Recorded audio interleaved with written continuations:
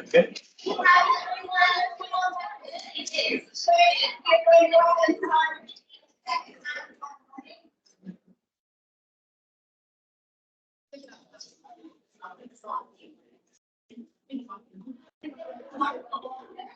A lot of familiar faces in here. If I'm your program manager, don't hesitate to come over to me at some point today if you have questions. I'll be happy to speak with you about anything that you have going on. I know we just had our Title I plans submitted July 3rd, so I'm looking forward to getting into those plans. And if you have any questions about the Title II plan that's coming up to you soon, you can talk. I'll be talking about Title IV tomorrow, so you'll hear a lot of great information about Title IV. But today, I'm going to be sharing with you information about developing your district plan. So there are two parts to developing your district plan. You have your district set-aside plan, and then you're going to have your school-wide plan. Those two together are what you're going to submit to the department. So I'll talk about the district part of your plan, those set-asides, and then Ms. Sheree mostly will be talking about the school-wide plan portion after lunch. So at the end of this, we are, the district plan presentation, we are going to give you some time for some table talk. We are about to share some important information. But those newbies in here, we're going to hopefully pair you with some veterans so that you can talk about what you've learned and share any concerns and ask any questions that you may have. And at the end of this presentation, Jennifer will be facilitating that table talk. So with the district set aside, the quick definition is the reservations for district-wide activities that are taken from your current year allocation. And it's basically a reservation that you can take off the top of your district-wide allocations and reserve those at the district level. Can everyone hear me? So it's that top amount that you can take off to reserve at the district level for any needs that you may have for your district. There are some required set-asides. That would be the parent and family engagement and the homeless set-aside. So with parent and family engagement, you're required to reserve 1% of the current year allocation if you're receiving more than $500,000 or more. And then with that 1%, at least 90% must be allocated to your Title I schools. So if third from the LEA, the GEMS narrative must clearly describe how schools are receiving their fair share of parenting funds, and coordinators are encouraged to push down the funds into the school-wide plan. So if you're one of those districts that likes to keep the bulk amount of parenting funds at the district level, typically we only like to see that for things like maybe parenting coordinators, where they're going out into those Title I schools and serving them directly. That might be something we would see reserved at the district level for parenting, but typically for things like supplies and any other types of parenting and family engagement events for the schools, we like to see those ones at the school level. So you'll hear from Leslie. She is the parent and family engagement coordinator in the district. She really talks a lot to us program managers about the importance of pushing those parent and family engagement funds out to the school level, because the schools know what what they need. They know their students, they know their students, they know how to get them to their schools. So I'd like to see them able to budget those funds for their schools. So with the homeless set aside, the district must set aside funds for homeless. And again, there's no predetermined percentage. There's no requirement here. However, we do have some reminders that we want to discuss with you, and maybe some new information that you haven't heard. And then we'll have a presentation from Burley, our McKinney-Vento coordinator, where she'll be sharing some more information about spending those homeless funds. So I wanted to make sure that I wrote down some reminders that I didn't want to forget to share with you, since it may be new for that homeless amount.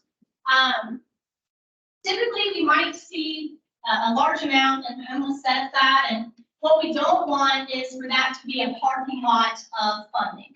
We want to make sure that the amount that you have set aside is truly for your homeless population. So make sure that you know your homeless population, you get to know those students, the numbers of students who are homeless, and their needs, and really make a plan on how you're going to spend those funds rather than reserving them there for something you might budget later or another type of program or activity. Make sure that your your set aside description matches what you have in your budget. So we're going to need more than just something in the set aside box. Typically, you might see homeless supplies, but we'll need a better description for that, a more detailed description of your homeless funds. So you may be hearing from your program manager about that. With your Title I plan and final allocation, we may be asking for some more information on how you plan to spend those homeless supplies. And we want more than just seed budget. We want to make sure that you are detailing how you are spending those homeless funds. And then when collaborating with your homeless coordinator, have them share the McKinney-Vento needs assessment and place that document in your related documents section under the additional documents. You'll hear more about this from Burley. So if you're like, wait a minute, I don't know where that needs assessment for McKinney-Vento is, you'll hear more about this from Burley tomorrow, and she'll be able to answer your questions about that. And just to kind of give you an idea, the U.S. Department of Ed recommends about $100 per student for your eligible homeless students, and a reasonable amount could be $300. So again, it's just really important for you to get to know your homeless population, identify those students, and determine how to meet their needs, and really use those funds to meet the needs of your homeless population.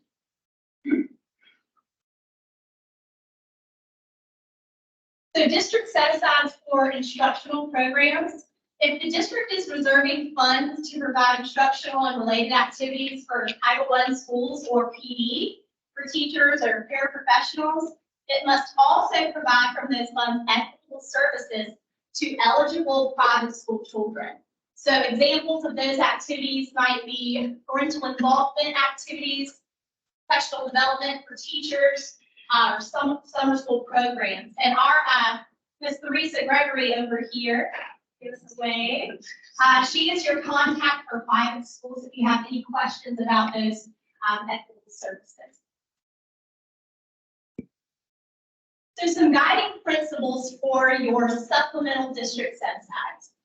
All plans should be examined to determine if supplement not supplant will be violated. So you need to make sure that you examine your district activities, programs, or interventions to see if they fit best in a school-wide plan or as a district set-aside.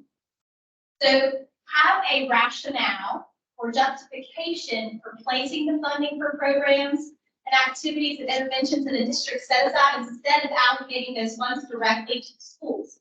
Because whenever you reserve that funding, it's taking away funding that your school-wide may receive in or will receive in their plans. So just make sure that you have a justification. If you have something at the district level, you need to make sure that you are able to justify that they are supplemental, right? So make sure that, if, for example, if you have a technology reservation at the district level. You'll have to justify, why you want that at the district level versus pushing it out to the school-wide plans. And then you'll also have to make sure that you have that rationale and then justify how all of your Title I schools are going to be receiving benefits from that technology activity. And that you'll have to also explain that no other non-Title I schools are going to be benefiting from that district set-aside activity. It's a lot easier to push those technology funds, for this example, out to the school-wide plan. It's a lot easier to justify that it is supplemental because it's, those items at the school-wide are supplemental under Title I. Supplement, not supplant, is what we have to look at for those district-wide activities. So again, this kind of connects to that technology example. The U.S. monitoring of states, U.S. monitoring of states has resulted in findings of district set-asides where funds were used or distributed to schools without regard to poverty or pupil per pupil allocation. We're going to get into PPA in a minute, but if you do have a technology activity as a set-aside, you have to make sure that you are distributing those funds to your schools in a fair way. So your highest poverty school should be receiving, equal or more of the funding for that activity than the other lower poverty schools. So you have to make sure that you justify that all your Title I schools are receiving it in a fair way.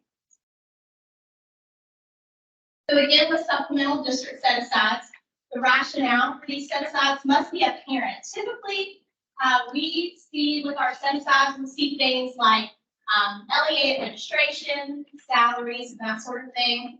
District-sponsored Title I summer school programs, maybe held at one site but serving several Title I schools, or maybe a pre-K program. Those are easily justified at the district level as a set-aside. But again, remember that if the district is serving private schools, then these schools need to be consulted as well when planning supplemental set-asides. And Theresa will get more into private school consultation when she discusses her private school piece. But again, set-asides for the purchase of supplies and technology without being tied to an allowable activity or program for intervention are not allowable. We don't want you to keep the funding at the district level for bulk supplies and things like that just to determine how to use it. It needs to be connected to a specific program. So that's why we strongly urge you to place bulk supplies and technology and that sort of thing in the school-wide plans because it's easy to justify that they are supplemental. So examples of allowable district set-asides would be for things like job-embedded PD, instructional coach salaries, in Title I schools or a subset of Title I schools with those identified needs, and then maybe extended learning time for Title I schools, summer school programs, and that sort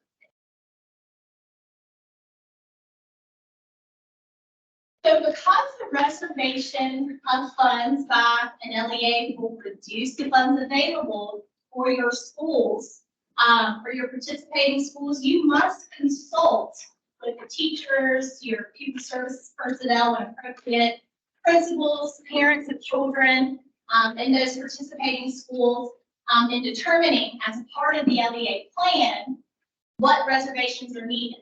So you must consult. The key thing to remember here, when you're determining those district set-asides, you must consult. And this issue must also be a part of the consultation with private school officials before making any decisions about your district set-asides. So this is just a visual here of what it may look like for a district. You have your total allocation up top. You have the amount that you want to reserve at the district level for your set-aside activities based on your district's needs, and then the amount available, which is what is left over, to then allocate to your school.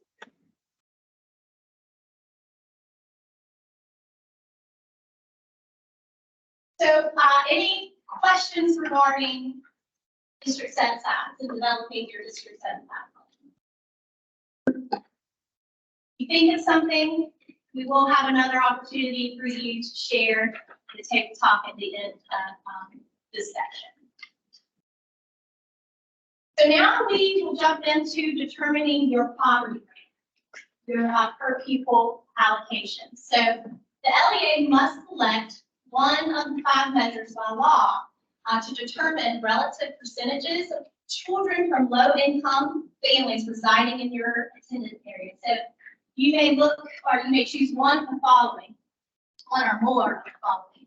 The census count of children from families below poverty level, counts of children eligible for free or reduced lunch, counts of children whose family receive assistance under the federal welfare program, counts of children eligible for Medicaid, and a combination of 2 or more of those. So when determining school eligibility, you may use one apples to apples approach. So you select one and then stick with that for determining poverty rates at your schools. So the first option is that free and reduced lunch, the school lunch program application. Your next option could be direct certification, the Supplemental Nutrition Assistance Program, or SNAP, and then that Temporary Assistance for Needy Families Program, TANF. So the next one is the one that we recommend at the state level, the pupils in poverty. This option gives you the clearest picture of your poverty levels at your district. And this is the one that we highly recommend.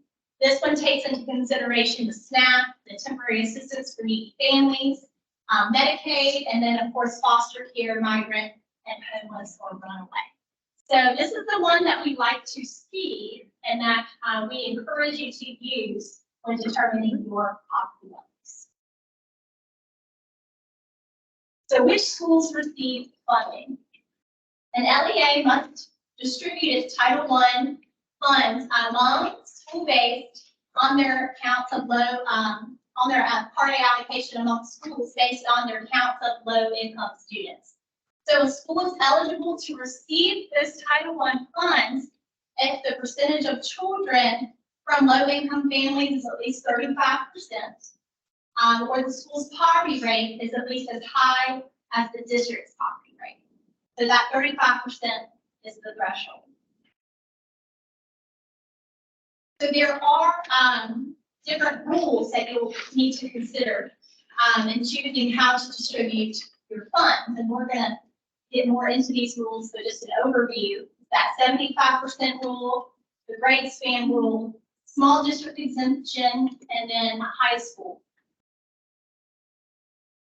So with the 75% rule, every school with a 75% higher poverty rate must be served by a Title I program regardless of the school's grade span.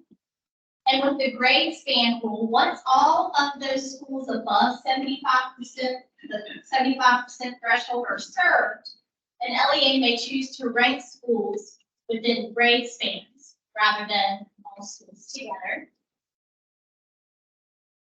And then there's the small district exemption. Districts with fewer than 1,000 students or with only one school in each grade span do not have to rank eligible schools in poverty order, although they must serve only schools that meet the eligibility requirement. So those rank and serve rules wouldn't apply to the small district exemption. And then high schools, under ESSA, a district may prioritize its high schools with a poverty rate of at least 50%. So this means that a high school with a poverty rate of 50% can be served before an elementary school with a higher poverty rate. So you can prioritize or have these high schools at 50%. So with allocations, the district has the discretion in determining the per pupil amount. So we don't tell you, how much you need to be giving each student. You can decide that as a district. Schools must be served by rank order according to the school eligibility page. So this amount may be determined by a formula with the same per pupil amount in each of the schools served. And the district may also determine poverty bands. So you may want to serve your schools 75% and above. And you can also serve your schools in poverty bands. So for example, you might have schools that are 75% and above receive a certain amount. They may receive $1,200 per student.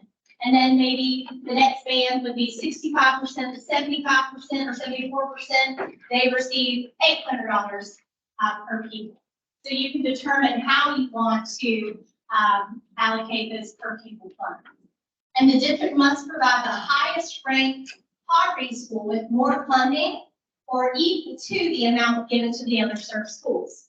So you may determine that you want to allocate or create a per pupil amount, and it's $1,400 for every single school, no matter. As long as that highest rate, if you've got a school at 95% or 90% poverty, they need to be receiving the most or equal to or more than the schools lower than it.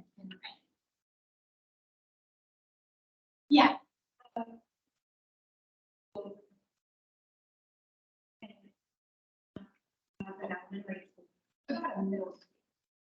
It's high school. Yeah. So can we talk about an middle? You mean can the high school jump over the middle school in ranking? It states in the law that you could give preference to that high school. So yes, it could move above if necessary. Part of the reason for that is because historically, high schools are the ones that are underserved the most with Title I funds. We all know, I believe pretty much everyone in this room, if you look at your Title I plan, who are you serving first? Your elementary, right? And one of the issues with the high schools has been that the high school is a larger population school anyway. Usually a high school will take the majority of the money. That's why you see most of us serving elementary first. But in the case that you would like to serve your high school, that is what the option.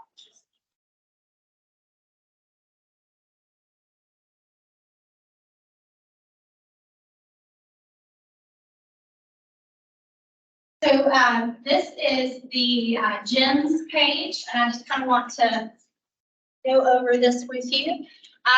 So your school eligibility page looks like this. You'll have your schools listed here, and then you'll have the service. If you're choosing to serve those schools, you select school-wide, or if you are choosing not to serve them, you would keep it at none.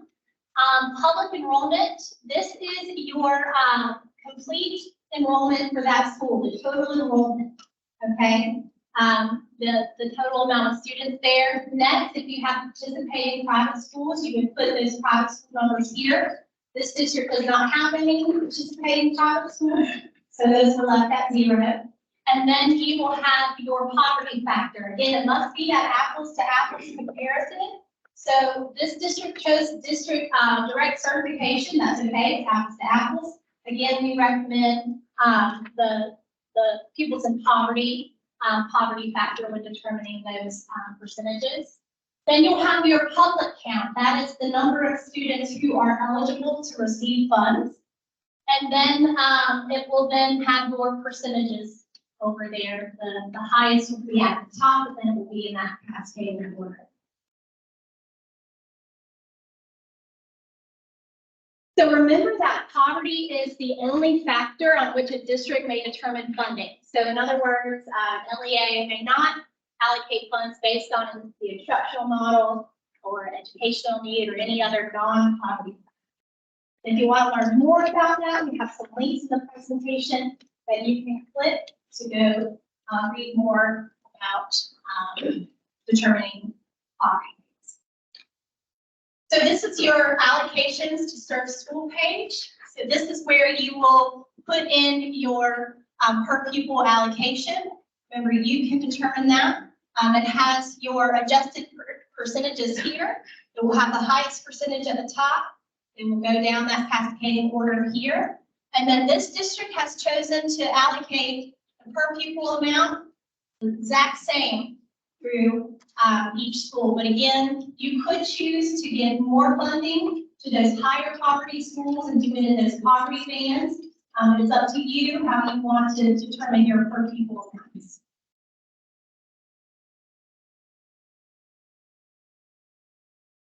So now the tabletop piece, and I'm going to hand it over to Jennifer to facilitate the tabletop.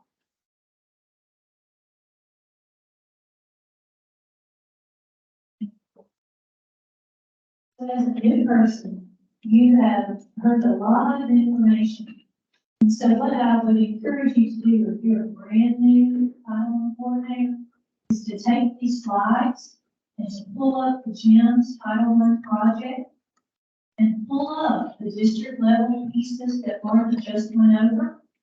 Read the slides on your own and compare it to what is in GEMS.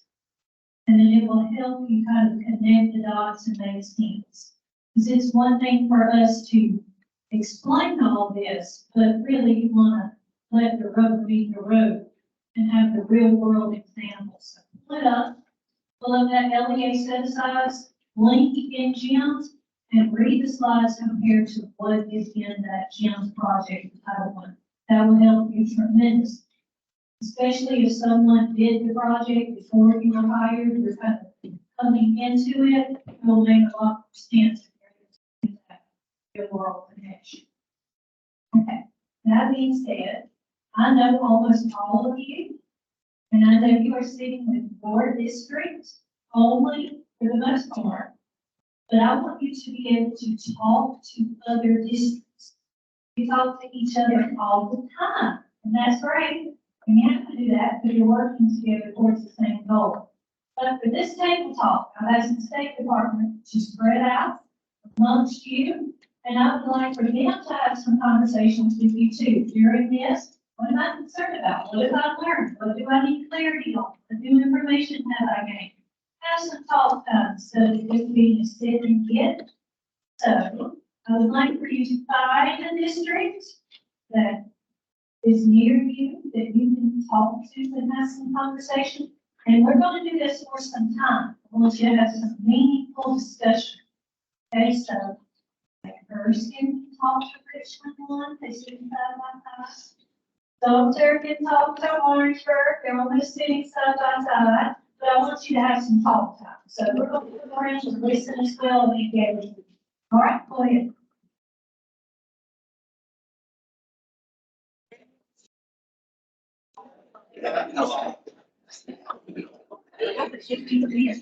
Sorry, just give me like a 2 minutes of break.